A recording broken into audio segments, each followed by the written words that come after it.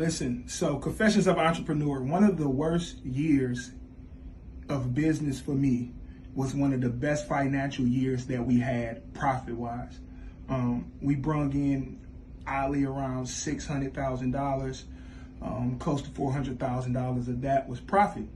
And most entrepreneurs starting out or entrepreneurs building their brand, they like, hey, Ray, that's a great year. It was a great year for the profit level, but it was a horrible year for me because I was so far away from my mission. I was so far away from my purpose.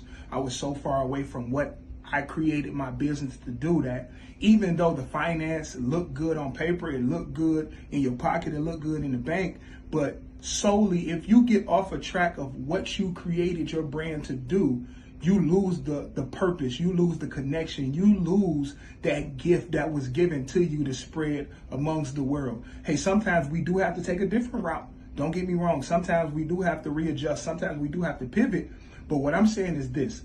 Always remember the mission of why you started, because that is the hungriest state that you were in.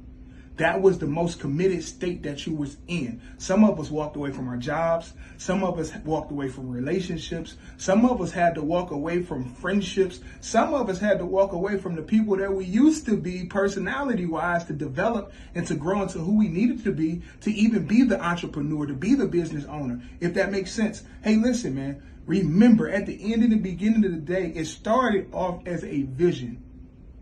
What does your vision look like? How close are you to that vision? Have you stepped away from that vision so far to chase a dollar that the vision don't even look plain or clear to you anymore? Go back to that drawing board. 2025 is full of, I call it abundance business.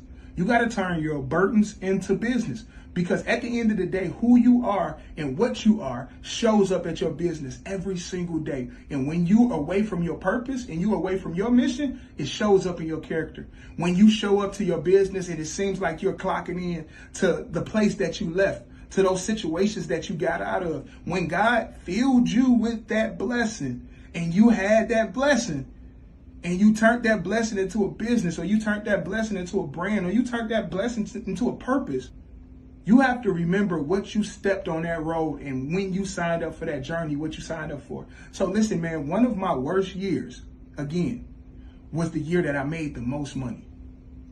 And I had to get back to myself. I had to get back to the mission, and I had to get back to my purpose, because purpose is what drives the engine to keep you going.